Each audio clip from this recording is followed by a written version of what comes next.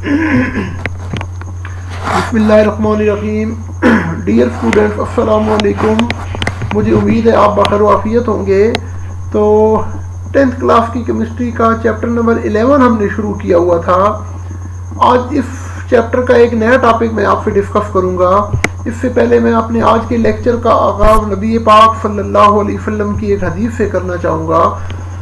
ये सुनन नबी दाऊद की हदीस है, हदीस नंबर 494। नबी पाक सल्लल्लाहु अलैहि वसल्लम ने फरमाया कि जब तुम्हारे बच्चे 7 साल की उम्र को पहुंच जाएं तो उन्हें नमाज पढ़ने का हुक्म दो, और अगर वो 10 साल की उम्र तक पहुंच जाएं तो उन्हें नमाज न पढ़ने पर सजा दो। तो अजीज तलबा, इस हदीस के अंदर नमाज पढ़ने की फजीलत बयान की गई है। याद रखिएगा, आपको पता है कि नमाज पढ़ना हर आकिल बालिग मुसलमान मर्द औरत पर फर्ज ऐन है, जो किसी भी सूरत में नहीं छोड़ी जा सकती। कुरान में तकरीबन 700 से ज़्यादा बार अल्लाह पाक ने नमाज पढ़ने का हुक्म दिया है। तो बहुत सारी हदीस के अंदर नमाज पढ़ने की बहुत ज़्यादा तलकीन की गई है। बुखारी शरीफ की एक हदीस के अंदर नबी पाक सल्लल्लाहु अलैहि वसल्लम ने फरमाया कि मन तरका सलाता मुतअम्मिदन फ़क़द कफ़र, जिसने जानबूझकर एक नमाज छोड़ी उसने गोया कुफर किया। यानी मुसलमान और काफिर के दरमियान में फ़र्क करने वाली जो चीज़ है वो नमाज है। और आप वसल्लम ने फरमाया कि नमाज जो है वो मोमिन की मिराज है। नमाज, आप वसल्लम ने फरमाया कि नमाज मेरी आंखों की ठंडक है, लिहाजा आप नमाज पढ़ने की आदत बनाएं। ठीक है ना। अगर छोटा बच्चा 10 साल की उम्र तक पहुंच जाए और वो नमाज न पढ़े तो वालिदैन को, पेरेंट्स को इस चीज़ का हक हासिल है कि वो बच्चे पे थोड़ी सी सख्ती करें इस्लाह के लिए, ताकि नमाज पढ़ने की उसकी आदत बन जाए। तो 5 वक्त की नमाज हर सूरत में पढ़नी चाहिए, किसी सूरत में भी उसको छोड़ने की गुंजाइश नहीं है जी। तो आज हमने अपना टॉपिक शुरू करना है सैचुरेटेड एंड अनसैचुरेटेड हाइड्रोकार्बन जी। तो स्टूडेंट्स, हाइड्रोकार्बन्स को हमने 2 बड़ी कैटेगरीज के अंदर डिवाइड किया हुआ है। One is the saturated hydrocarbon and the other is unsaturated hydrocarbon. तो याद रखिएगा कि all those hydrocarbons which contain at least 1 carbon carbon single bond in their structural formula, these are known as saturated hydrocarbon. ऐसे तमाम carbon और hydrogen के मुरक्कबात, compound जिनके स्ट्रक्चरल फार्मूला के अंदर सारे के सारे सिंगल कोवलेंट बॉन्ड्स पाए जाते हैं, उनको आप सैचुरेटेड हाइड्रोकार्बन्स कहते हैं। और सैचुरेटेड हाइड्रोकार्बन्स को हम अल्केन्स का नाम भी देते हैं। और इनके लिए जो जनरल ग्रुप फार्मूला हम लिखते हैं दैट इज CnH2n+2। ये फार्मूला क्या होता है और इस फार्मूले को आप किस तरह यूज करते हैं, ठीक है, ये अभी मैं आगे नेक्स्ट आपसे आईओपी सिस्टम डिस्कस करूंगा तो उसके अंदर इसका जिक्र आ जाएगा। बहरहाल इसका जनरल ग्रुप फार्मूला आपको याद होना चाहिए कि सैचुरेटेड हाइड्रोकार्बन को हम अल्केन्स भी कहते हैं, और इनका जो जनरल ग्रुप फार्मूला होता है वो CnH2n+2 होता है। ठीक है। अच्छा, इनकी जो मोस्ट कॉमन एग्जांपल है आपको वो याद होनी चाहिए। बड़ी सिंपल सी है। मीथेन है। मीथेन आपके पास एक सैचुरेटेड हाइड्रोकार्बन है। इसकी आप स्ट्रक्चर हमने पहले भी डिस्कस की हुई है। आप देखें तो इसमें तमाम एक कार्बन के साथ 4 hydrogen atom single covalent bond के थ्रू अटैच होते हैं। मैंने आपसे डिस्कस किया था, चूंकि कार्बन जो है ना, ऑर्गेनिक कंपाउंड्स के अंदर कार्बन हमेशा टेट्रावैलेंट होती है, ये 4 की वैलेंसी शो करती है। तो ये single covalent bond, double covalent bond या ट्रिपल कोवलेंट बॉन्ड्स के थ्रू अदर कार्बन एटम्स के साथ अटैच हो सकती है, ठीक, या हाइड्रोजन के साथ अटैच हो सकती है। नेक्स्ट आपके पास इसकी एग्जांपल आप ले सकते हैं ethane. Again ethane is another organic compound. इसमें 2 carbon atoms single covalent bond के थ्रू अटैच होते हैं, और हर कार्बन एटम की आपने टेट्रावैलेंसी पूरी करनी है। हर कार्बन एटम के साथ 3 हाइड्रोजन एटम्स अटैच होते हैं। ठीक है, ये आपके पास इथेन आ जाता है जी। तो नेक्स्ट हमारे पास जो कैटेगरी आ जाती है वो अनसैचुरेटेड हाइड्रोकार्बन्स की है। ऑल दो और अनसैचुरेटेड हाइड्रोकार्बन्स कौन से हैं जी? ऑल दो hydrocarbons compounds of carbon and hydrogen that contain multiple bonds in their structural formula are known as unsaturated hydrocarbons। ऐसे तमाम हाइड्रोकार्बन जिनके स्ट्रक्चरल फार्मूला में मल्टीपल बॉन्ड्स पाए जाते हैं उनको आप अनसैचुरेटेड हाइड्रोकार्बन्स कहते हैं। तो मल्टीपल बॉन्ड्स के में आपने याद रखना है कि या तो कार्बन कार्बन डबल बॉन्ड हो सकता है आपके पास, या फिर आपके पास carbon carbon triple bond structural फार्मूले के अंदर मौजूद हो सकता है। इसकी आप अगर एग्जांपल ले लेना तो फॉर एग्जांपल आप इथीन ले लें। इथीन को अगर आप देखें तो इथीन के स्ट्रक्चरल फार्मूले में कार्बन कार्बन डबल बॉन्ड मौजूद होता है, ठीक है, और इसके साथ 2 हाइड्रोजन अटैच होती है, ठीक है। इसी तरह आप इथाइन ले लें। अगर आप इथाइन को देखें, इथाइन को हम एसिटाइलिन का नाम भी देते हैं, तो इथाइन के अंदर कार्बन कार्बन ट्रिपल बॉन्ड आपके पास मौजूद होता है।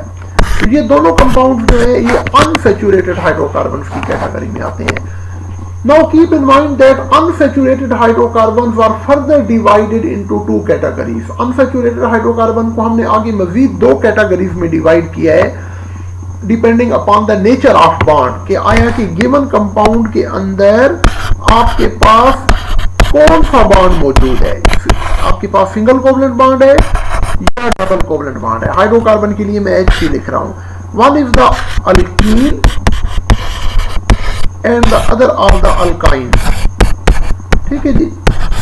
तो all those hydrocarbons which contain double bond in their structural formula, वो तमाम हाइड्रोकार्बन्स जिनके स्ट्रक्चरल फार्मूला के अंदर कार्बन कार्बन डबल बॉन्ड मौजूद होता है उनको आप अल्कीन्स कहते हैं। And all those unsaturated hydrocarbons which contain triple covalent bond in their structural formula are known as alkyne. जिनके स्ट्रक्चरल फार्मूला के अंदर at least 1 carbon carbon double bond मौजूद होगा उनको आप अल्कीन्स कहेंगे, और जिनके स्ट्रक्चरल फार्मूला के अंदर at least 1 carbon carbon triple bond मौजूद होगा उनको आप अल्काइंस का नाम देंगे, ठीक है। तो इनकी आप साथ डेफिनेशन लिखेंगे और साथ एक एक एग्जांपल भी आपने कोड करनी है। तो इसकी एग्जांपल अभी मैंने आपके साथ डिस्कस की है। आप इसमें इथीन ले सकते हैं, ठीक है जी, और अल्काइंस के अंदर आप इसकी एग्जांपल में इथाइन ले सकते हैं, ठीक है। तो अब आप इनका स्ट्रक्चरल फार्मूला ड्रा करें तो उससे आपको ये ज्यादा क्लियर हो जाएगा। इथीन में कार्बन कार्बन डबल बॉन्ड होता है और 7 हाइड्रोजन अटैच होती है। अगेन मैं आपको फिर बता रहा हूं कि आपने हर कार्बन के 4 बॉन्ड्स कंप्लीट करने हैं। लेट्स से ये मेरे पास कार्बन है ना, ये वाली कार्बन, तो इस कार्बन के आपने 4 बॉन्ड्स कंप्लीट करने हैं। 1 2 3, एक बॉन्ड इसका ये हो गया, दूसरा ये हो गया डबल 2, और तीसरा ये हो गया 3। अभी इसका एक बॉन्ड वेकेंट है, ठीक है ना। तो अब आपने इस वेकेंट बॉन्ड को भी फिल करना है, उसके लिए आप इसके साथ एक हाइड्रोजन अटैच कर दें। तो अब इस कार्बन के 4 सिंगल कोवलेंट बॉन्ड पूरे हो गए हैं। अब इस कार्बन पे आ जाए तो इस कार्बन की भी आपने 4 बॉन्ड पूरे करने हैं। 2 बॉन्ड इस कार्बन के ये हो गए, तीसरा ये हो गया, 4th बॉन्ड आपने ड्रा करना है। तो 4th बॉन्ड मैं इसके ऊपर या नीचे ड्रा कर देता हूं, ये आपके पास बन जाएगा। तो पेपर में जब ये क्वेश्चन आता है तो आपने इसमें क्या करना होता है, इनके स्ट्रक्चरल फार्मूले भी एग्जांपल के साथ ड्रा करने होते हैं। और इथाइन को आप देखें तो इसमें इथाइन का एक कॉमन नेम हम एसिटाइलिन भी लिखते हैं, ये भी याद रखिएगा, ठीक है। तो इसके लिए जो आप फार्मूला ड्रा करेंगे, कार्बन कार्बन ट्रिपल बॉन्ड और उनके साथ एक एक हाइड्रोजन अटैच होगी आपके पास, ठीक है, दैट इज इथाइन, ठीक है जी।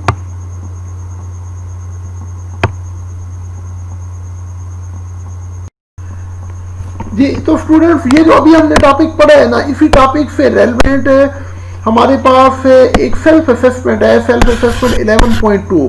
तो आज हम थोड़ा सा इसको भी साथ डिस्कस कर लेते हैं। तो इस असेसमेंट में उसने आपसे पूछा है कि choose saturated and unsaturated compound from the following. ये नीचे आपको कुछ कंपाउंड्स गिवन है, आपने इनमें से सैचुरेटेड और अनसैचुरेटेड हाइड्रोकार्बन को सेपरेट करना है। तो दैट्स वेरी सिंपल। आप हर कंपाउंड की स्ट्रक्चरल फार्मूला को देखें, अगर उसके अंदर सारे के सारे सिंगल कोवलेंट बॉन्ड्स हैं तो वो सैचुरेटेड होगा।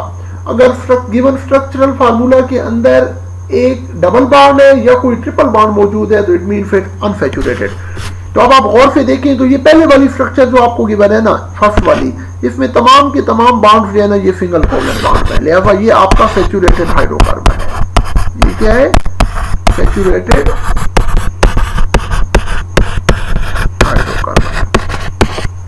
सेकंड वाले को देखें तो देखें सेकंड में एक कार्बन कार्बन ट्रिपल बॉन्ड आपके पास मौजूद है, it means it is unsaturated hydrocarbon. ये आपके पास क्या है? ये अनसैचुरेटेड हाइड्रोकार्बन है। अगेन थर्ड वाले को देखें तो थर्ड के अंदर फिर आपके पास डबल कोवलेंट बॉन्ड आ रहा है, it means it is unsaturated, ये भी आपके पास अनसैचुरेटेड हाइड्रोकार्बन है। और फोर्थ वाला जो है उसमें फिर आपके पास कार्बन कार्बन डबल बॉन्ड आपके पास आ रहा है, इसका मतलब है कि ये भी आपके पास क्या है, अनसैचुरेटेड है। फर्स्ट वाला सैचुरेटेड हाइड्रोकार्बन है, सेकेंड, थर्ड और फोर्थ तीनों जो है ये अनसैचुरेटेड हाइड्रोकार्बन है, क्योंकि इनके अंदर डबल या ट्रिपल बॉन्ड मौजूद जी। तो स्टूडेंट्स आगे आपके पास आ जाता है आईओपेक सिस्टम। तो याद रखिएगा कि जब बहुत ज्यादा तादाद में ऑर्गेनिक कंपाउंड डिस्कवर होना शुरू हुए तो साइंटिस्ट के माइंड में ये बात पैदा होना शुरू हुई कि भाई इतने ज्यादा ऑर्गेनिक कंपाउंड जो डिस्कवर हो रहे हैं, इनको नाम देने के लिए, इनकी नेमिंग के लिए, इनकी क्लासिफिकेशन के लिए बाकायदा कोई सिस्टम होना चाहिए, कोई एक ऐसा सिस्टम होना चाहिए जिसमें कुछ स्पेशल किस्म के रूल्स मौजूद हों जिनकी मदद से हर एक ऑर्गेनिक कंपाउंड को नाम दिया जाए। तो उसके लिए एक सिस्टम इंट्रोड्यूस करवाया गया जिसको हम आईओपेक सिस्टम कहते हैं। तो पहले आपको पता होना चाहिए कि आईओपेक से बनता क्या है। तो ये आईओपेक एक एब्रीविएशन है, याद रखिएगा। IUPAC stand for international union of pure and applied chemistry.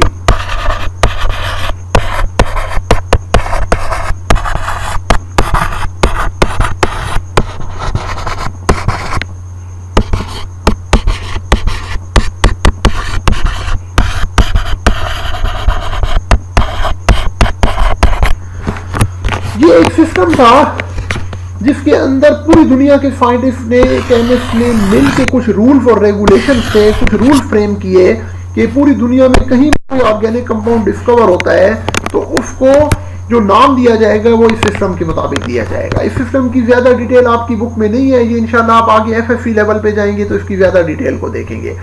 लेकिन इसकी बेसिक्स के मुताबिक दो चीजें याद रखिएगा कि इस आईओपेक सिस्टम में हर कंपाउंड को जो नाम दिया जाता है ना, उसके दो पार्ट्स होते हैं। One is the stem name and the other is suffix name. तो स्टेम नेम कौन सा होता है? स्टेम नेम वो नेम होता है, ऑर्गेनिक कंपाउंड के नाम का वो हिस्सा होता है, वो पार्ट होता है that tells us about the number of carbon atom. ठीक है जी, जो आपको नंबर ऑफ कार्बन एटम्स के मुताबिक बताता है कि इस गिवन पार्टिकुलर कंपाउंड के अंदर कितने कार्बन एटम्स मौजूद हैं। एक कार्बन है, 2 है, 3 है, 4 है, कितने कार्बन एटम्स हैं। ठीक है जी। और सेकंड जो पोर्शन आ जाता है ना, वो आपके पास सफिक्स आ जाता है। ठीक है, तो याद रखिएगा कि ये सफिक्स नेम वाला जो पोर्शन है ना, it tells us about the G. तो सफिक्स नेम जो है ना, it tells us about the class of carbon atom. इससे आपको कार्बन एटम की क्लास का पता चल जाता है कि ये जो आपके पास कार्बन के एटम्स मौजूद है ये किस क्लास से बिलोंग करते हैं। यानी ये सैचुरेटेड हाइड्रोकार्बन है, अनसैचुरेटेड हाइड्रोकार्बन है, ठीक है ना, या इसके अंदर आपके पास पार्टिकुलर क्लास का आपको इसी से पता चलता है। ठीक है ना। तो दो पार्ट है, वेरी सिंपल। स्टेम नेम आपको नंबर ऑफ कार्बन एटम्स की इंफॉर्मेशन देगा कि गिवन कंपाउंड में कितनी कार्बन है, 2, 3, 4, 5 कितनी है। ठीक है ना। और सफिक्स जो होगा वो आप उसके आखिर में ऐड करेंगे, स्टेम नेम के एंड पे आप इसको लिखते हैं और ये हमें क्लास ऑफ कार्बन एटम के मतलब इंफॉर्मेशन प्रोवाइड करता है। ठीक है ना। अब मैं आपसे एक एग्जांपल इसकी शेयर करता हूं। फॉर एग्जांपल आप एक कंपाउंड ले लें, फॉर एग्जांपल मैं इथेन आपसे ले लेता हूं। ठीक है ना। तो इथेन जो है ना, इसमें हमारे पास जो स्टेम नेम है, ये आगे स्टेम नेम्स में आपसे डिस्कस करूंगा, ये आपके पास है। ठीक है ना। इसके अंदर जो आपके पास स्टेम नेम है वो ये है, it is your stem name. पहले वाला जो हिस्सा है ना वो स्टेम नेम है, और उसके आखिर में जो आपने पोर्शन ऐड किया हुआ है ना, ठीक है ना, ये वाला, ठीक है, ये क्या है, ये आपका सफिक्स है, ये आपको क्लास का बताता है। ठीक है ना। और इसका जब आप स्ट्रक्चरल फार्मूला ड्रा करेंगे तो उसमें 2 carbon atom single covalent bond के थ्रू अटैच होंगे और उनके दरमियान में हर कार्बन के साथ 3 हाइड्रोजन अटैच होंगे ताकि कार्बन की टेट्रावैलेंसी पूरी हो जाए। जी। तो नेक्स्ट हमारे, अच्छा, स्टेम नेम की अब थोड़ी सी हम डिटेल को डिस्कस कर लेते हैं। तो याद रखिएगा कि जितने भी ऑर्गेनिक कंपाउंड्स को नाम दिए जाएंगे उनमें स्टेम नेम के लिए नंबर ऑफ कार्बन एटम्स की बेस पे ये स्पेसिफिक वर्ड्स हैं जो कि हम यूज करते हैं। जी। तो ऑर्गेनिक कंपाउंड्स के ये नाम ना जो स्टेम नेम्स हैं ये लैटिन लैंग्वेज से डिराइव किए गए हैं। तो आप याद रखिएगा कि अगर आपके पास कार्बन का 1 एटम है तो उस कंपाउंड को आप नाम देंगे मेथ, ठीक है। अगर आपके पास गिवन कंपाउंड के अंदर कार्बन के 2 एटम्स हैं, ठीक है ना, तो फिर आप उस कंपाउंड को नाम देंगे एथ। अगर आपके पास कार्बन के 3 एटम्स हैं फिर आप कंपाउंड को नाम देंगे प्रॉप। अगर 4 एटम्स हैं कार्बन के, यानी ये हर ऑर्गेनिक कंपाउंड का नेम बनाने के लिए ये आप पेरेंट नेम यूज करेंगे, ठीक है। तो 4 कार्बन के लिए ब्यूट का वर्ड आप यूज करेंगे। और अगर आपके पास 5 कार्बन एटम्स हैं तो फिर आप इसके लिए पेंट का लेटर यूज करेंगे, ठीक है। अगर आपके पास 6 कार्बन एटम्स हैं तो फिर आप इसके लिए स्टेम नेम यूज करेंगे हेक्स। अगर आपके पास 7 कार्बन एटम्स हैं तो उसके लिए आप पेरेंट नेम यूज करेंगे हेप्ट।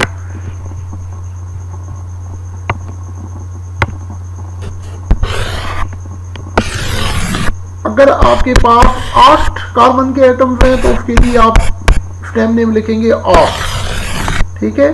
और अगर 9 कार्बन एटम्स हैं तो फिर आप उसके लिए पेरेंट नेम लिखेंगे नोन। और अगर आपके पास 10 कार्बन एटम्स हैं तो उसके लिए आप डेक लिखेंगे, ठीक है। तो ये डिफरेंट आईओपेक नेम्स हैं जो कि स्टेम नेम के अंदर आप इस्तेमाल करेंगे ऑर्गेनिक कंपाउंड का नाम लिखते हुए, ठीक है जी। जी तो स्टूडेंट्स इसमें ना अब मैं आपसे सबसे पहले आईओपेक सिस्टम्स में अल्केन सीरीज को हम देख लेते हैं। आपको पता है ये सैचुरेटेड हाइड्रोकार्बन की सीरीज है और इसमें हम देखेंगे कि किसी भी स्टेम नेम से किसी भी अल्केन सीरीज के कंपाउंड का नाम किस तरह बनाएंगे। तो अभी आपको मैंने बताया था कि जो general group formula that we use for alkanes that is CnH2n+2। अब यहाँ पे ये जो n है ये n किसको रिप्रेजेंट करता है, तो याद रखिएगा कि n stands for number of carbon atoms. यहाँ पे जो n है वो नंबर ऑफ कार्बन एटम्स को रिप्रेजेंट करता है कि आपके गिवन ऑर्गेनिक कंपाउंड के अंदर कितने कार्बन एटम्स मौजूद हैं। फॉर एग्जांपल मैं आपसे डिस्कस करता हूं, हम फर्स्ट ऑर्गेनिक कंपाउंड ले लेते हैं जिसमें हमारे पास carbon number of carbon atoms 1 है, ठीक है जी। यानी हमारे पास 1 कार्बन वाला एक कंपाउंड है। तो अब आप देखें कि उसका जो मॉलिक्यूलर फार्मूला आप बनाएंगे वो किस तरह बनाएंगे। वेरी सिंपल, वो आप इस फार्मूले के अंदर वैल्यू पुट कर दें तो आपके पास इसका स्ट्रक्चरल फार्मूला बन जाएगा, ठीक है। तो अब मैं n की जगह 1 पुट करूंगा तो आपके पास फार्मूला क्या बन जाएगा, C1H2, n की जगह 1 पुट करें +2 करें। अब ये सिंपल कैलकुलेशन है, ठीक है जी। तो ये आपके पास जो फार्मूला बन जाएगा वो बन जाएगा 2 + 2 दैट इज CH4, ठीक है। और जो स्टेम नेम होगा, स्टेम नेम के अंदर जो हम चेंज करेंगे ना, वो याद रखिएगा कि अल्केन सीरीज में स्टेम नेम के आखिर में ANE इज एड। जब भी जो भी स्टेम नेम होगा उसके आखिर में आप ANE लगा देंगे तो अल्केन सीरीज के कंपाउंड आपके पास बनते जाएंगे सारे, ठीक है ना। यानी अब आपको पता है 1 कार्बन एटम वाले कंपाउंड को हम क्या नाम देते हैं, मेथ का नाम देते हैं, ठीक है ना। ये मेथ है ना, तो मेथ के आखिर में आप ANE लगा दें तो आपके पास ये कंपाउंड बन जाए, ठीक है ना, जिसको आप क्या कहेंगे, मीथेन कहेंगे। तो it's very simple, organic compounds के जितने भी फार्मूले बनाए गए हैं वो इन्हीं को सामने रख के बनाए गए हैं। अब आप इससे पूरी अल्केन सीरीज जो है ना उनके फार्मूले आप डिराइव कर सकते हैं, ठीक है जी।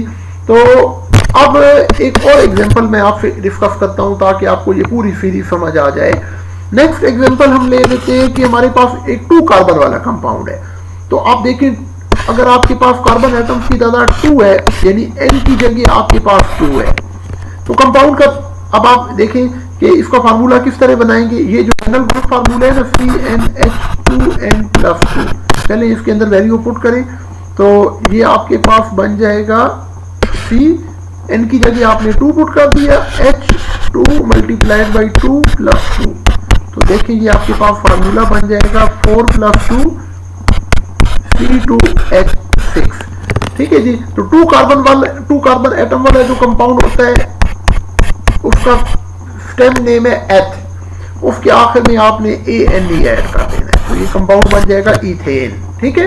इसी तरह 3 कार्बन वाला कंपाउंड होगा तो उसके आखिर में ANE लगाएंगे तो वो प्रोपेन बन जाएगा, ब्यूटेन बन जाएगा। ठीक है। तो इसी तरह इस ये जो जनरल ग्रुप फार्मूला आपको गिवन है, इस फार्मूले के अंदर आप वैल्यू पुट करके, यानी नंबर ऑफ कार्बन एटम्स की एन की वैल्यू आप चेंज करते जाएं, उससे आपके पास रिक्वायर्ड जो आपका फार्मूला है ना, उसके तमाम के तमाम कंपाउंड जो है ना, उनके फार्मूले आपके पास बनते जाएंगे। ठीक है जी। तो स्टूडेंट्स, नेक्स्ट सीरीज जो हमारे पास आ जाती है ऑर्गेनिक कंपाउंड की, अल्कीन। तो अल्कीन्स के फार्मूले किस तरह ड्रा किए जाते हैं? तो ये अनसैचुरेटेड हाइड्रोकार्बन का एक ग्रुप है। The general group formula that we write for alkene that is CnH2n+2। Alkenes के लिए जो आप जनरल ग्रुप फार्मूला लिखते हैं वो CnH2n होता है। ठीक है ना। और इसमें आपने याद रखना है कि जो स्टेम नेम है उसके आखिर में आप क्या सफिक्स ऐड करते हैं? स्टेम नेम के आखिर में सफिक्स ene ऐड किया जाता है in order to make the name of alkene. Alkene series के किसी भी कंपाउंड का अगर आप नाम बनाना चाहते हैं तो उसके आखिर में आप ene लगा दें। ठीक है ना। तो आपके पास अल्कीन सीरीज बन जाएगी। फॉर एग्जांपल मैं आपसे कहता हूं कि मेरे पास एक 2 कार्बन कंटेनिंग कंपाउंड है जो कि अल्कीन है। ठीक है जी। तो 2 कार्बन वाले कंपाउंड को आप एथ कहते हैं। ठीक है ना। एथ के आखिर में आप ene लगा दें तो ये आपके पास इथीन बन जाएगा। ठीक है। इसी तरह आपके पास अगर एक 3 कार्बन वाला ऑर्गेनिक कंपाउंड है अल्कीन सीरीज का, तो आपको पता है 3 कार्बन वाले कंपाउंड को आप प्रॉप कहते हैं, उसका स्टेम नेम प्रॉप है। इसके आखिर में हम क्या लगाएंगे? ene लगाएंगे, तो ये क्या बन जाएगा? प्रोपीन बन जाएगा। अब अगर आपने इनके फार्मूले बनाने हैं कि इथीन का फार्मूला क्या होगा, ठीक है ना, तो फार्मूला ड्रा करना भी बड़ा आसान है। आप n की जगह required number of carbon atoms put कर दें। ठीक है ना। तो इथीन जो है ना, इसमें 2 कार्बन एटम्स होते हैं। तो अब आप जनरल ग्रुप फार्मूले में वैल्यू पुट करें तो आपके पास रिक्वायर्ड फार्मूला आ जाएगा 2 × 2 × 2। तो ये आपके पास इसका फार्मूला आ जाएगा C2H4। ठीक है जी। इसी तरह अगर आप प्रोपीन का जनरल फार्मूला निकालना चाहते हैं, मॉलिक्यूलर फार्मूला, तो आप फिर जनरल फार्मूले में वैल्यू पुट कर दें प्रॉप, यानी 3 कार्बन एटम्स है। ठीक है ना। तो 2n होता है, तो n की जगह आप 3 पुट कर दें तो आपके पास इसका फार्मूला बन जाएगा C3H6। ठीक है जी। ये आपके पास क्या बन गया? प्रोपीन बन गया। ठीक है। इस तरह आप तमाम कार्बन एटम्स निकाल सकते हैं। हम फॉर एग्जांपल मैं आपसे 6 कार्बन वाला कंपाउंड डिस्कस करता हूं कि अगर कार्बन के 6 एटम्स हैं तो 6 एटम्स वाले कंपाउंड को आप हेक्स कहते हैं। हेक्स के आखिर में आप ene लगा देंगे, ene लगा दें। ठीक है। तो जो अल्कीन सीरीज का कंपाउंड बन जाएगा वो होगा हेक्सेन। ठीक है। अब इसका फार्मूला अगर आपने ड्रा करना है तो वो भी बड़ा सिंपल है। आप क्या करें? n की जगह 6 पुट कर दें, C6 2 × 2n 6। तो ये फार्मूला आपके पास बन जाएगा C6H14। तो स्टूडेंट्स, इस तरह इस तरतीब से आप जितने भी आपके पास अल्कीन सीरीज के कंपाउंड हैं उनके आप फार्मूले ड्रा कर सकते हैं। बस उसमें 2 बेसिक चेंजेस आपने याद रखनी है कि जो स्टेम नेम है उसके आखिर में ene लगा देंगे तो आपके पास अल्कीन सीरीज के कंपाउंड्स बन जाएंगे। और जो जनरल ग्रुप फार्मूला है वो अल्कीन का वो CnH2n है, उसमें आप n की जगह required number of carbon atom put करते जाएं तो आपके पास हर ऑर्गेनिक कंपाउंड का मॉलिक्यूलर फार्मूला बनता जाएगा। आगे थर्ड सीरीज जो आपके पास आ जाती है वो अल्काइन है। तो अल्काइन को भी नाम देने का सिस्टम है, वो आपने याद रखना है। The general group formula that we write for alkyne that is CnH2n-2। ये जनरल फार्मूले बहुत इंपॉर्टेंट हैं क्योंकि इन्हीं से आप डिराइव करते हैं हर कंपाउंड का मॉलिक्यूलर फार्मूला।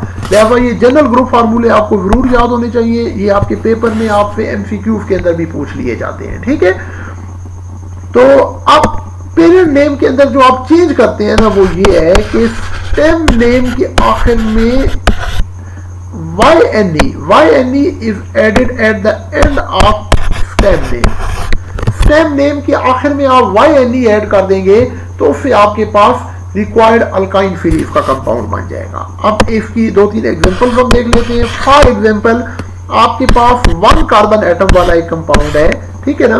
तो अब अगर 1 कार्बन एटम वाले 2 वाला लें, 2 से जो कि सीरीज स्टार्ट करते हैं ना, तो इसमें आप 2 वाला लें, ठीक है ना। याद रखिएगा अल्कीन और अल्काइन सीरीज ना ये इसमें 2 कार्बन एटम से अनवर्ड होती है, 1 कार्बन एटम वाला नहीं होता, ठीक है ना। तो 2 कार्बन एटम वाली अगर अल्काइन सीरीज आपने बनानी है तो आपको पता है इसमें जो आप अगेन जैसे यहाँ पे आपका पेरेंट नेम में एच था ना, एच के आखिर में आपने YNE लगाया था, ठीक है ना।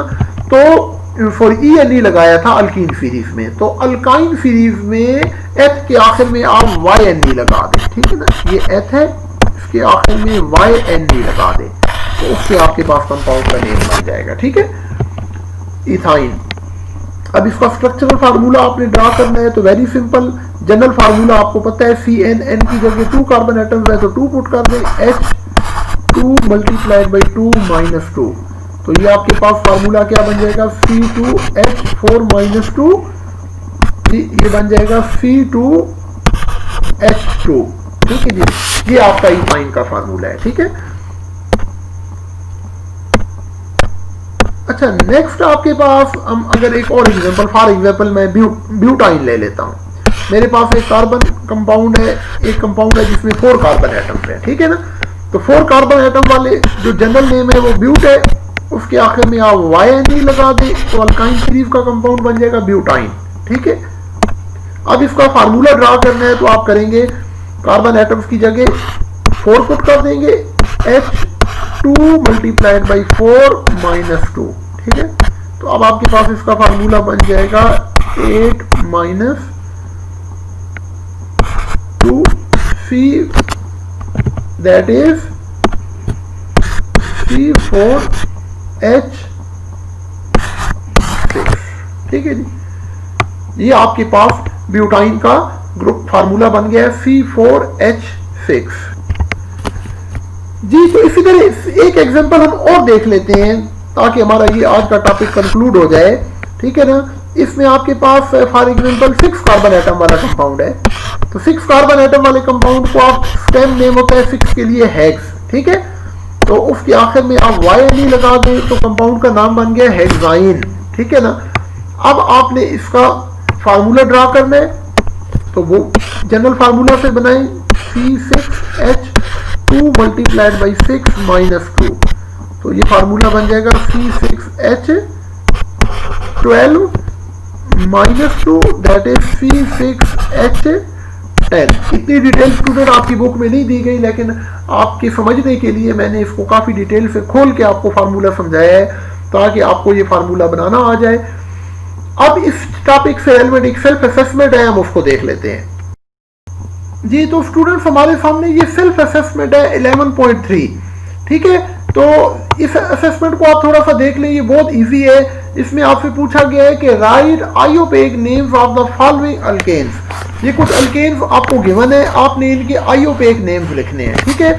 तो very simple, count the number of carbon atoms. जो भी आपको स्ट्रक्चरल फार्मूला गिवन है उसमें सबसे पहले आप कार्बन एटम्स को काउंट करें। लेकिन अल्केन से आपको ये एक चीज तो ये पता चल गई है कि जो आपका कंपाउंड होगा उसके स्टेम नेम के आखिर में आपने ANE लगाना है, ठीक है ना। तो आप नंबर ऑफ कार्बन एटम्स को काउंट करते जाएं, उससे आपको पता चल जाएगा कि कंपाउंड का नाम क्या है। फॉर एग्जांपल ये पहला जो आपके पास कंपाउंड है इसमें कितने कार्बन एटम्स हैं, 1 2 3 4 5 6 है ना। तो 6 कार्बन एटम वाले अल्केन को हम कहते हैं हेक्सेन। तो इसका नाम आपने क्या लिखना है, हेक्सेन। नेक्स्ट में देखें 1 2 3 4 5 6 7 8, इसमें 8 कार्बन एटम्स हैं, तो 8 कार्बन एटम वाला अल्केन होता है 8 क्वार्टेन, ठीक है ना। और ये देखें थर्ड है 1 2 3 4 5 6 7, तो 7 के लिए हेप्ट होता है, उसके आखिर में आप ANE लगा दें तो ये अल्केन सीरीज बन जाएगी हेप्टेन, ठीक है ना। नेक्स्ट कंपाउंड है आपके पास 1 2, इसमें काउंट करें नंबर ऑफ कार्बन एटम्स 1 2 3 4 5 6 7 8 9 10, इसमें 10 कार्बन एटम्स हैं, तो 10 वाले को आप कहते हैं डीकेन, CANE, ठीक है ना। नेक्स्ट काउंट करें 1 2 3 4 5 6 7 8 9, तो 9 कार्बन एटम वाले को आप क्या कहते हैं, नोनेन, NONANE। आप बेसिक जो 10 सीरीज है, जब आप वो याद कर लेंगे तो उसके बाद आपके लिए ये कंपाउंड जो है ना, इनके नाम याद करना बहुत आसान हो जाएगा।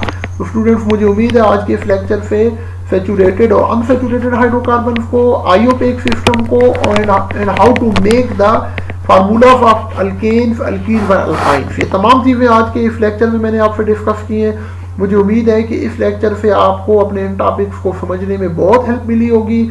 आप लेटेस्ट वीडियो देखने के लिए मेरा यूट्यूब चैनल सब्सक्राइब करें, इसे आगे ज़्यादा से ज़्यादा अपने दोस्तों तक शेयर करें ताकि ज़्यादा से ज़्यादा बच्चों को इसका फ़ायदा हो सके। अपना ख्याल रखिएगा। Best of luck. अस्सलाम वालेकुम।